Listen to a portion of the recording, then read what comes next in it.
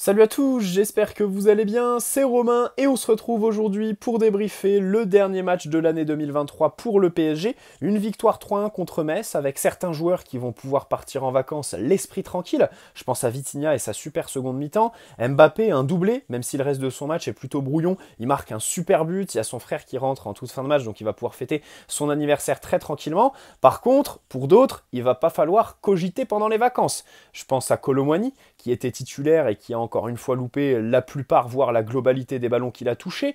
Gonzalo Ramos, qui rentre pour peu de temps, et encore une fois, hein, même quand il rentre en toute fin de match, il a toujours l'occasion de se montrer, et à chaque fois, c'est quand même très juste. Hein. Là, alors, le choix du pied est le bon, frapper du gauche sur cette belle action menée par Vitinha, comme la plupart de l'équipe ce soir pour le petit Portugais qui a été un vrai leader. Donc, Gonzalo qui choisit le bon pied, par contre, l'orientation du corps, l'agilité, c'est pas trop ça, quoi. Et au final, ça me fait de la peine pour lui parce qu'on l'avait laissé sur son bon match contre Monaco, du moins le plus complet qu'on ait vu de lui au PSG. Alors, il était rentré contre Newcastle, pareil, encore une fois, en toute fin de match, il avait réussi, je crois, à prendre un jaune et toucher qu'un seul ballon. Mais depuis, il était vraiment au placard et ça fait de la peine. Il y a Asensio aussi, Asensio qui est sur le but qu'on prend encore une fois sur corner. Juste après, il concède un corner, très bêtement. Tu te dis, le garçon joue contre nous en fait. Bref, sur le match dans sa globalité, alors en première mi-temps, il fallait pas s'endormir. Et puis au retour des vestiaires, pareil, il fallait pas être endormi, il fallait pas faire autre chose puisqu'on a marqué très rapidement grâce à un ajustement tactique de Luis Enrique qui permet à Lee Kang-in de centrer, voilà, le remettre sur le côté droit où il est bien plus à l'aise pour passer, pour mettre en valeur ses partenaires. On manquait d'un numéro 9 dans la surface en première mi-temps. Ça a été Vitinha sur cette action qui fait un très bel appel et qui finit bien. C'est son 5e but cette saison, donc c'est le 2e meilleur buteur du club à égalité avec Kolo Muani, quelque chose qu'on ne lui aurait pas soupçonné cet été et ça fait très plaisir pour petit Victor. Voilà. Bon, en première mi-temps, évidemment, un gros manque de mouvement. Dans les 1 contre 1, tu fais aucune différence parce que tu as des joueurs qui sont en manque de confiance. Kolo Muani, Barcola, hein, qui après son match compliqué contre Lille, a beaucoup moins tenté, je trouve, ce soir. Notamment en première, il était plus dans les combinaisons. Bon, dans l'axe, les gens diront, Metz ont été très compacts, ont mis le bus. Alors c'est vrai parce qu'il y avait une dernière ligne défensive qui était très resserrée avec peu d'intervalle et qui était globalement assez basse. Ça a été renforcé sur le moment en seconde mi-temps où ils réussissent un peu à sortir, où ils ont un petit élan de folie et d'insouciance. Pour eux c'est dommage. Alors ils réussissent à marquer. On a pris tellement de buts sur corner que encore une fois on peut parler d'un but qui est pas donné par le PSG parce qu'ils vont le chercher.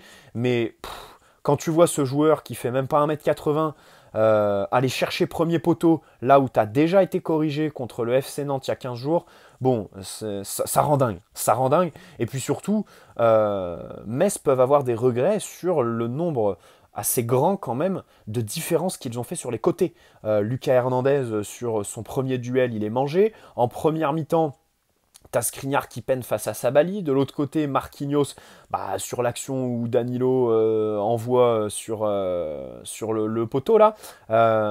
Donc les Messins faisaient des différences, mais le problème c'est qu'ils prenaient trop de temps pour prendre leurs décisions. Et au final, ça centrait assez peu. Ça permettait aux Parisiens de revenir et de boucher les angles. Donc voilà. Quand il y a eu des décisions de prise par les ailiers, de centrer, ça finissait sur des tirs. Et puis donc ce corner où tu es pris un petit peu bêtement. Et cette fin de match, plus maîtrisée par les Parisiens. Je pense que Luis Enrique il va être content parce qu'on n'a pas perdu le fil, comme contre Lille, dimanche. Voilà. Bon, au final, victoire 3-1, ça fait plaisir. Pour revenir sur la première mi-temps, donc je disais oui, bloc messin assez bas, mais entre les lignes, il y avait des espaces. Et surtout, tu avais des joueurs libres. Le problème, c'est que du fait d'un manque de personnalité, des défenseurs qui ne vont pas fixer, peut-être aussi entre les lignes, un défaut de mobilité, tu ne trouvais pas ces espaces-là, ces joueurs-là. Et c'est ce que je regrette vraiment sur la première mi-temps parce que Lee, Vitinha, même Mbappé en fait. Mbappé, début de seconde mi-temps, Entre les lignes, il réussit à contrôler le ballon, à se retourner, à faire de grosses différences. Et au final, ça a été un petit peu sous-exploité en première. Alors, tu ressens aussi l'absence de Dembélé parce que Kolo, alors, il y a un moment où il réussit à déborder et faire un centre. Sinon, la plupart du temps, bah, il n'est pas du tout en confiance et ça se ressent. Euh, c'est vrai que dans les 1 contre 1, c'est quand même très compliqué pour ce PSG. Aussi, revenir sur la compo de base. La compo de base avec encore Warren au poste de latéral droit. Marquinhos, donc latéral gauche, enfin dans l'espèce de 4-3-3 qui se transforme en 3-2-2-3. Euh, c'est intéressant parce que Hakimi n'est pas titulaire. Au début du match, je me dis, là oui, Luis Enrique commence à anticiper son départ à la CAN et les choix qu'il va falloir faire au mois de janvier, essayer de travailler quelques automatismes. Mais quand je vois que Ashraf ne rentre pas, ce soir, quand je repense à son entrée contre Lille où il avait manqué de lucidité, je me dis, bon, peut-être que Ashraf, il fait partie des joueurs qui aujourd'hui sont un peu rincés. Par exemple, Lucas Hernandez, il finit bien. Il finit bien cette première partie de saison. Lui, son creux, il l'a eu au mois d'octobre. Là, il était un peu sur un pic. Bon, Ashraf est un peu sur une, je pense, une pente descendante, inverse. Donc on l'a pas vu ce soir. On l'espère quand même le revoir avant son départ à la CAN, puisqu'on jouera quand même le 3 janvier contre Toulouse et ensuite le 6 en Coupe de France contre Revel, même si là, bon, on n'attendra pas le Marocain. Voilà, bon, pour le reste, tu mets Marquinhos latéral gauche, Skriniar sur le terrain, bon, ça c'est encore une fois le maillon faible de ton équipe. Enfin, quand tu le vois, les soucis de motricité et tout ça, ce soir, bien sûr, il coûte pas grand-chose.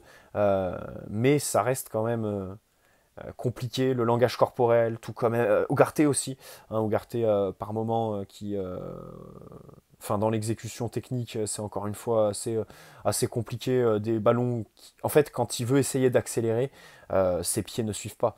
Voilà. Par contre Vitinha, je m'arrêterai sur Vitinha, un très très bon match. Donc dans ce rôle de relayeur plutôt devant. Alors en première mi-temps, c'est vrai qu'il a pu être agaçant par moment parce que on le trouvait pas ou lui ne cherchait pas ses partenaires, faisait la touche de trop. Mais 2 fois, il cherche Mbappé dans la profondeur et j'ai plutôt apprécié ces séquences parce que les ballons en cloche comme ça, c'est vrai que c'est peu commun chez Vitinha. Et il y en a un troisième, je crois, pour Colo, si je dis pas de bêtises, ou Barcola, sur le côté droit. Donc c'est plutôt intéressant. Je remarque aussi que sur ces actions de prise en profondeur, il y a Mbappé qui la prend, mais surtout Colo aussi qui fixe de l'autre côté les défenseurs et qui donc libère de l'espace, évidemment, au Kicks. Voilà. Et puis donc en seconde, Vitinha qui vraiment monte d'un cran avec ce but qui est très beau. Voilà, je souligne encore une fois hein, ce changement tactique qui pour moi change le match. Voilà, on peut se plaindre de Luis Enrique qui veut absolument avoir le contrôle et au final ça donne des premières mi-temps soporifiques comme ce soir. Il fait souvent des ajustements à la mi-temps. Il demande souvent à ses ailiers d'interchanger. Parfois c'est même plus tôt dans le match, hein, dès la 20e contre Brest je crois. Et là, donc, il met Lee Kangin sur le côté droit, à fixer vraiment la ligne. Donc, il l'écarte de la densité, voilà, où ces derniers temps, il peine. Hein. C'est vrai que Lee, au duel, il est beaucoup moins bon que sur ses débuts. Il est très vite dépassé et il perd quelques ballons. Donc là, Luis Enrique décide de lui faire fixer la ligne. Je trouve que c'est pas forcément un mauvais choix. Il y a un mois, je t'aurais dit c'est un mauvais choix parce que Lee avait une fréquence d'appui beaucoup plus importante, il était plus vif, plus frais. Mais là, ces derniers temps, du fait de sa condition physique, je comprends parfaitement en fait de l'écarter des zones de densité. Et au final, ça paye puisque tu centres. Juste après le but, bah, tu as encore une situation de centre avec cette fois une tête de Kolo Muani. Et franchement, ça me fait bizarre de voir le PSG capitaliser sur ce genre de centre. À chaque fois, bon, déjà on les joue pas, et quand on les joue, euh, c'est troisième poteau, c'est des joueurs qui sont pas du tout dans les timings, des défenseurs adverses qui te prennent de court. Donc ça fait vraiment plaisir de voir un vrai but. Et puis ensuite, Vitinha qui fait aussi une passe décisive hein, sur celui d'Mbappé qui est magnifique. Hein. Franchement, voilà, le but d'Mbappé, l'angle est quasiment inexistant. Il y a quand même 2 joueurs qui se mettent devant lui, qui sont en pleine course et qui lui referment l'axe du but. il va quand même l'enrouler, la chercher. Alors c'est marrant parce que avant et après ce but, il met 2 frappes qui sont télescopées, téléphonées complètement. Pourquoi? Parce que sur ces 2 frappes, Mbappé n'utilise pas la surface du pied qu'il préfère. C'est-à-dire que on a face à nous un joueur qui est un peu évidemment têtu, bon, pas qu'un peu, et qui absolument à chaque fois veut se détacher de ses qualités, à savoir à la finition l'intérieur du pied. Son but, typiquement, c'est intérieur du pied. Alors que 20 secondes avant, il te fait une reprise avec un gros coup de pied qui est complètement téléphoné, et après le but, une autre qui l'est tout autant. Donc, en fait, le but ne m'a pas surpris dans cette dimension-là. Parce que quand il utilise les bonnes surfaces du pied, quand il joue sur ses points forts, évidemment, c'est quelqu'un qui peut faire ce genre de geste extraordinaire. Et de l'autre côté, il y a des moments où on lui reproche aussi, à juste titre, de trop jouer sur ses qualités. Mais ça, c'est plus dans le registre dans le jeu. Hein. C'est plus quand il décroche à vouloir tout de suite jouer en rupture, chercher le but, la contre-attaque, les combinaisons très rapides, orientées tout de suite verticalité, alors que le jeu demande autre chose. Mais vraiment, voilà, la finition, quand il revient sur ses bases, ses essentiels, ce qui ont fait de lui le joueur qu'il est aujourd'hui, bah, ça fait plaisir, ça fait plaisir. Après, le reste de son match, on va pas se mentir. Hein. Le début de match, il est très mobile. Il va du côté gauche jusqu'à la droite. Il balaye toute la largeur et c'est assez intéressant. Après, il disparaît un petit peu. Il est plus statique. Il y a des combinaisons de haut but qui sont assez intéressantes, d'autres un peu moins. Bon, ça reste assez insuffisant. Mais voilà, il y a les 2 buts. Et puis, bon, l'autre, voilà, c'est un but, je pense, Luis Enrique lui dira à la rentrée, rappelle-toi celui que tu as mis contre Metz et contre Toulouse, Trophée des Champions, bah presse en fait. Voilà, parce que quand tu presses, bah, tu peux réussir à couper des trajectoires, même si là il est quand même bien aidé par le défenseur messin. On peut rien faire pour eux. Hein. Ce soir on avait un adversaire, on va pas se mentir, hein, qui était un peu... Enfin, qui nous a fait de beaux cadeaux et qui peut quand même s'en vouloir. Bref.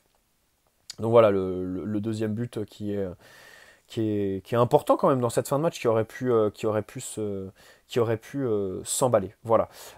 Pour le reste des joueurs, ça a été quand même un peu plus laborieux. Voilà. Barcola, comme je l'ai dit, il est moins dans la recherche de dribble. Et au début du match, j'ai plutôt apprécié, mais au final, en fait, le bilan, bon, il y a une dernière occasion là où il réussit à déborder, mais je crois que le ballon il sort en 6 mètres, mais l'arbitre ne siffle pas. Mais sinon, pour le reste, voilà, ça a été quand même assez brouillon en fait, pas de grande différence. Bon, Kolo Muani, pareil, hein, c'est techniquement que tout se joue. Il était quand même sur le côté droit au début du match. Il a réussi une ou deux différences, mais tout au plus quoi. Donc c'est quand même assez compliqué, inquiétant de le voir techniquement louper autant de choses élémentaires en fait dans le foot d'aujourd'hui. Warren, encore une fois, non, mais ce poste-là, voilà, il peine un petit peu à se l'approprier.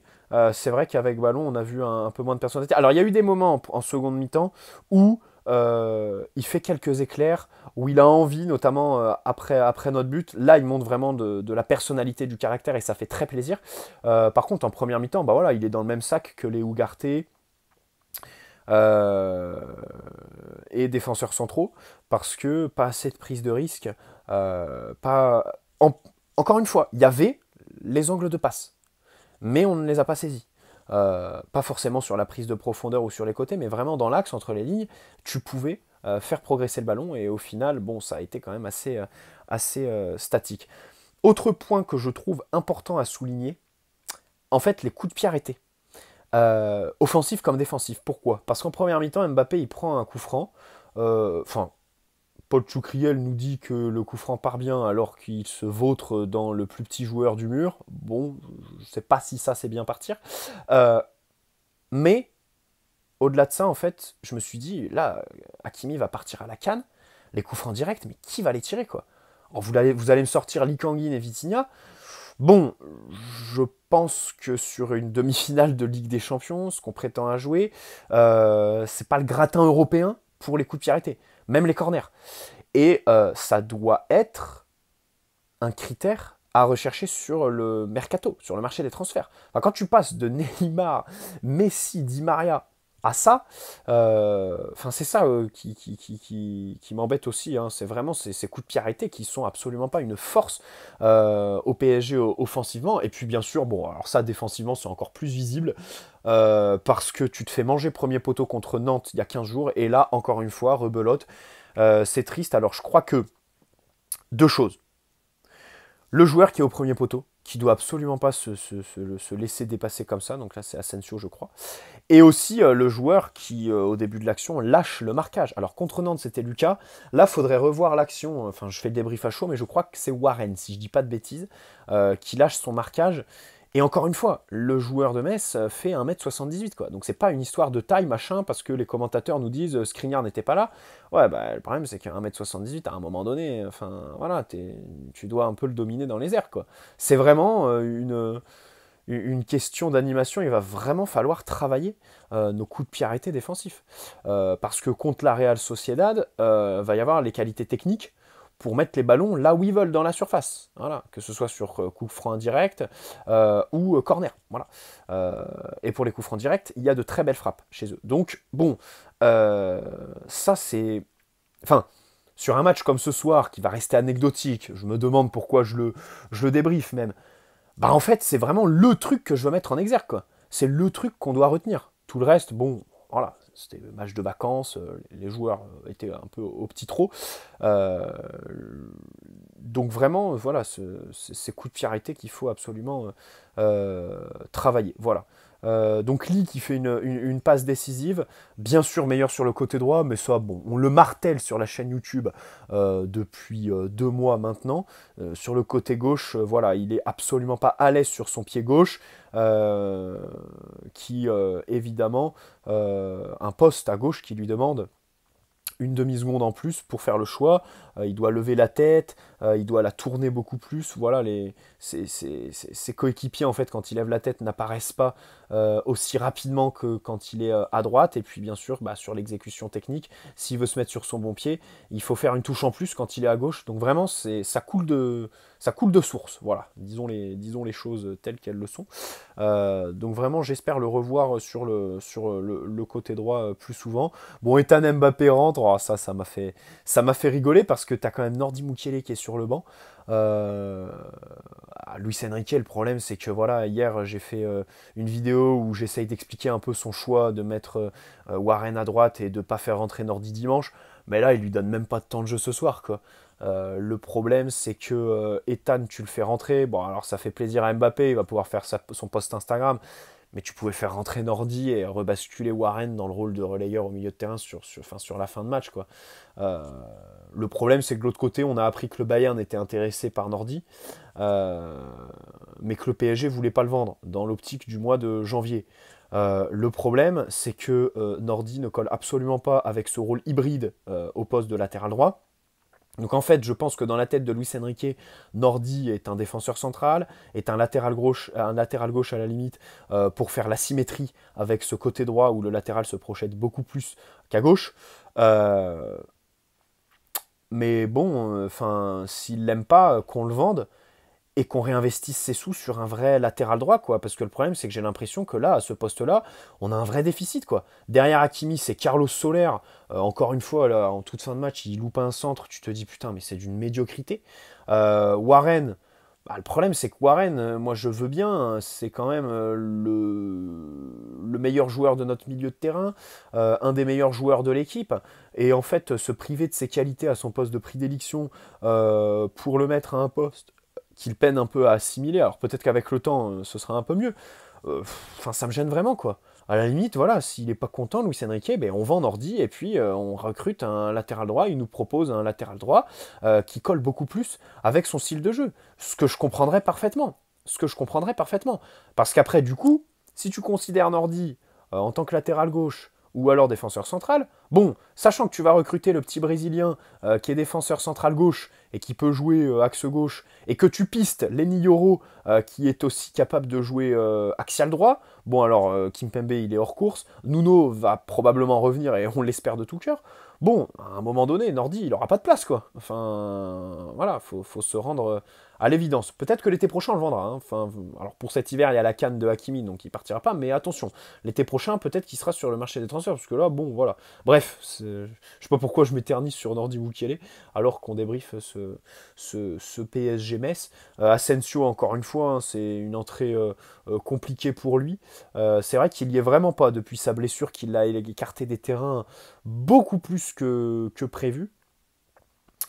Et puis pour le reste des entrants, bah, je me suis déjà attardé sur ce pauvre Gonzalo Ramos qui m'a fait quand même un petit peu de peine. Et puis Lucas Hernandez, alors qu'a loupé son premier duel, mais qui derrière fait un bon retour dans la surface par exemple, avec pas mal d'autorité.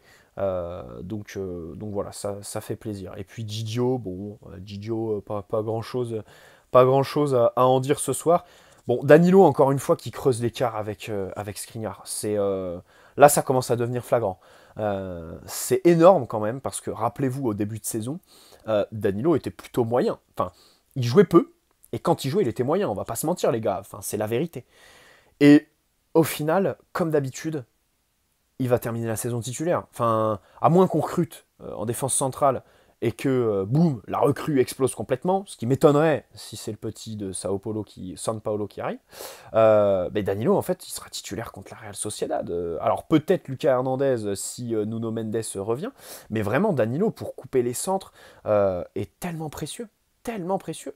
Et puis à la relance, ce soir, bon, j'ai trouvé qu'il l'a porté un petit peu plus, qu'il est allé fixer un peu plus. Marquinhos, alors peut-être c'était son rôle de latéral gauche qui lui demandait de le faire, mais en première mi-temps, j'ai plutôt apprécié, voilà, il portait le ballon, il le faisait progresser en le gardant dans les pieds, ça c'est plutôt intéressant quand tu es face à un bloc bas d'aller fixer. Peut-être que c'est parce qu'il était sur un rôle excentré, hein, qu'il s'est laissé pousser des ailes, et que, bon, quand il est dans l'axe, il se dit, non, je vais pas faire ça, ce bon vieux Marquinhos. Voilà, bref. Je vois pas ce que je pourrais dire de plus sur ce match qui ne restera pas dans les annales. Bref, les gars, c'est les vacances. Profitez bien, enfin, pas pour nous, enfin, si, pour moi, parce que les partiels s'étaient terminés hier, mais pour ceux qui sont au lycée, collège et tout ça, ce sera vendredi, donc vraiment profitez de votre famille, des vacances. Je vous souhaite de très bonnes fêtes. Puis de toute façon, on se retrouve dès demain pour parler mercato. On va faire quelques vidéos mercato, là, on va enchaîner dans ces prochains jours.